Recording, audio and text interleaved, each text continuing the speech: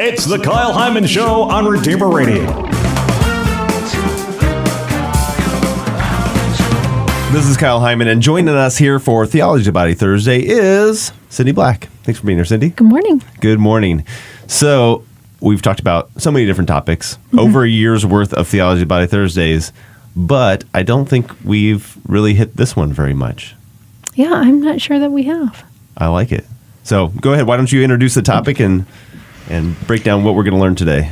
Well, we're in the season of Advent, and it really boils down to a joyful anticipation or waiting for both the incarnation and then Jesus' second coming. And so that really is about waiting and a delayed gratification. So I thought we would focus on that because it does definitely have ties into theology of the body, that we're bodily and spiritual beings, and that a lot of the goods that we seek teaches us something as we delay our gratification. Okay. So I thought I'd start with maybe seeing how you are on some things with delayed gratification. All right.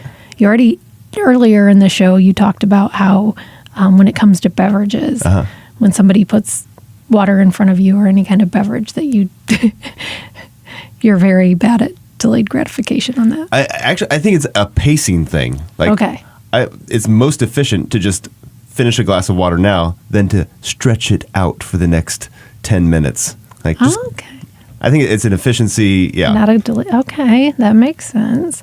Well, how are you But maybe there's some overlap. Yeah. I want to get it all done now. Yeah. Okay. What about eating? How are you, would you say, like on a scale of 1 to 10, how you are with if your favorite food's right there, like waiting? Probably not very good, because I would rather fill up on chips and salsa now than wait for the meal to come later. I get that. What about on the days that we're called to fast? Is that easy or difficult for you? I think that's easy for me. Right. Yeah. Okay.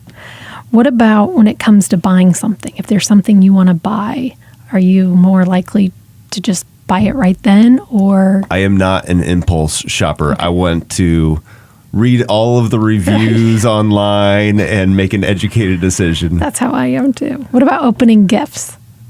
Yeah, I can put that off forever. I am too. We're very similar. How about Advent? Are you good with not jumping straight into Christmas festivities? Yeah, okay. I think so. All right. Do you garden? Not well. Okay. We've tried gardening, and we just don't take care of it. Okay. But I would say that that's the area that causes me the most practice of delayed gratification. I want those plants to sprout. Like I'll check them every day, and I want to eat the fruit of them. Yeah. Sometimes I pick them way too early, and if I'd wait, I'd have a larger like pepper or something like that. So, okay. Well, I learned very quickly when my daughter first got married that she's terrible at delayed gratification. Okay. So she was talking about a couple of the gifts that she bought for her husband. And I called her one day. I said, "What are you doing?" And she said, "Oh, we're playing this game." And I said, "I thought you got that for him for Christmas." And it seriously was like, it might have even been Black Friday, the day after Thanksgiving. Yeah. She's like, "I know, we opened all our gifts already." So delayed gratification is an interesting thing to look at and to think about that in our spiritual journey as well. I found an article by Dr. Taylor Marshall where he talks about the training of delayed gratification and how that can help us later on in life. Yeah. You know, it really is practicing the virtues, as you mentioned earlier, like the virtue of patience. So he uses the example of a meal, and a child needs to wait for the blessing of the food before he fulfills his appetite for food. And then if you allow the child to nibble and not wait and be eating and then do the blessing and then continue eating, that can then later be translated into other delayed gratifications. So if you instill that, then as a teenager, are you more likely to wait for the marital blessing before you fulfill your appetite for sexual fulfillment? Yeah. All right. Well, we're So changing that tonight for dinner. There we go. And like so many things, when we talk about theology of the body, it's not just a religious phenomenon, but I also found articles in Psychology Today and across the board where delayed gratification and people who have clear values and base fulfilling their desires on those values have healthier marriages, feel more fulfilled in many aspects of their life. So this really is a sense of how we were created almost, that we have these urges, but if we act on all these urges as soon as we have them, that we end up less fulfilled. Right. Yeah.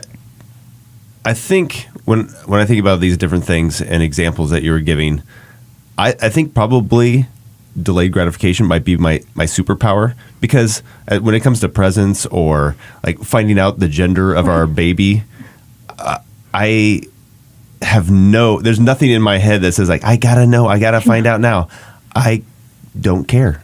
And I'll just wait until we have the baby and find out. It doesn't matter. But I think what it comes down to is if I decide to wait, or if I decide, because there's plenty of things that I give into, temptations and things, because I've either justified it in some way or thought like this doesn't really matter that much. So it comes down to me having to really commit to, all right, for like fasting. If I don't choose to fast, it's really easy for me to not fast, but if I commit to it, then I'm going to stick to it. So some of that is coming down to like, how can we challenge ourselves to commit to those things? And in the example you gave, like, it really, praying before your meal, if you pray before it or during it or after it, that doesn't matter, like spiritually. But the process, like you're saying, of training yourself to make those sacrifices, to wait, is what's going to help us whenever we're put in a situation where it does matter.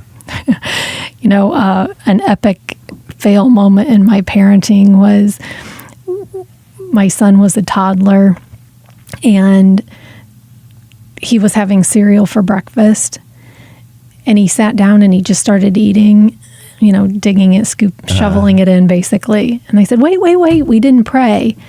And he looked at me and he goes, cereal isn't hot. And I'm like, prayer is not something we just do to wait for our food to cool. That's hilarious. Yeah. So, or we only pray for hot food. Right. Yeah. No, he thought it was to let your food cool down. Let's say a prayer. Yeah. Yeah. So I suppose the same thing could happen with brushing your teeth. Like, say a Hail Mary while you brush your teeth, so you brush your teeth long enough. Right. That's You're right. not exactly Right. maybe the right lesson. But I do think that there is a spiritual aspect to it. It's not just, I think it's a both and. It is a training us for other things, but it also, it's in those little things that we're revealing a trust in God, and that He is going to fulfill our desires. That if we wait, we can actually have greater fulfillment. And I think that's a hard thing to understand. I think probably maybe the easiest thing for me to think about is almost like saving for something. I find greater satisfaction if I have to really plan and save for something than if I already have the money and I just buy it instantly. It loses kind of the appeal and the dedication that it takes. We get a sense of satisfaction from having to work towards something. One thing that I'm really bad at is knowing the answer to something. And I think with our smartphones, that has really interfered with our ability to delay knowing things. So if I want to know what year somebody died, I can just Google it. Right. And it's, I don't have to wait till I'm home and look it up in an encyclopedia or something like that. Yeah, there's no, the vocabulary for I don't know is disappearing. Like eventually that phrase won't be used anymore. It's I'll find out, or Right. let's see, or Let's look ask right Google. now. Yeah. Exactly. So we're talking about delayed gratification here for Theology Body Thursday with Cindy Black. And my question with all of this is why? If God loves us and wants us to be happy, why would he see some kind of value in delayed gratification? Why wouldn't he just let us say, you want something, do it, because it's going to make you happy? That's what the world's saying. Why is God saying something different? Okay, what if your kid said that to you? Well, I mean, so Okay. maybe as a loving father, if my kid wants something, I would want him to have it and be happy, especially if it's something that he's going to enjoy and it might make his life better. Why would I say, like, wait until Christmas to have that? I don't know. I think because if we have everything that we want when we want it, it loses its meaning. We can become very self-indulgent. And I even think, like in that example of the child, okay, so I know my children, when they got a new toy, it was novel.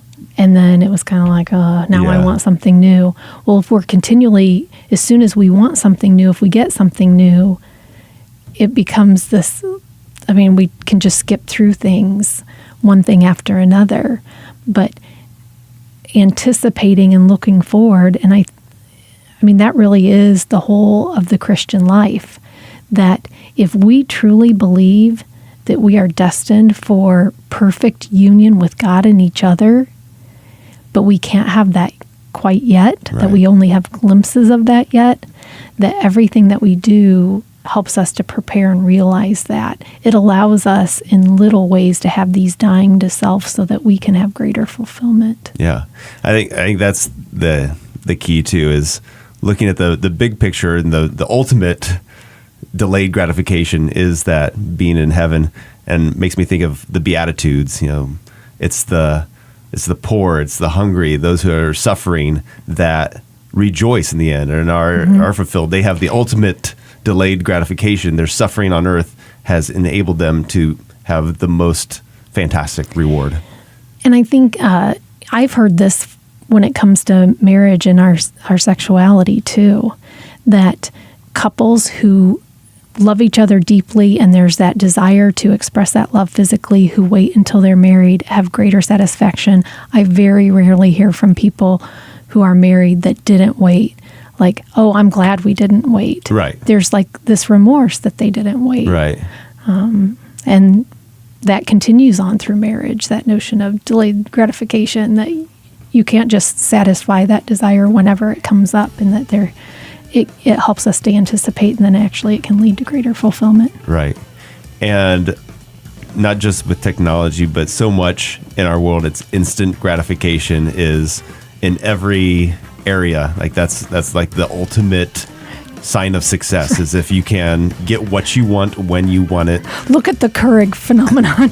Right. Yeah. I don't want to wait for the whole pot to brew. I want that one cup right now. And maybe that's our challenge this Advent, is to try to think of something that you could do, a little sacrifice or something. It's not Lent, but it is a time like Lent of preparation, and think of how we can make those sacrifices to help us to anticipate Christmas even more. So Absolutely. thank you, Cindy, for another Theology Body Thursday. Appreciate it. Thank you.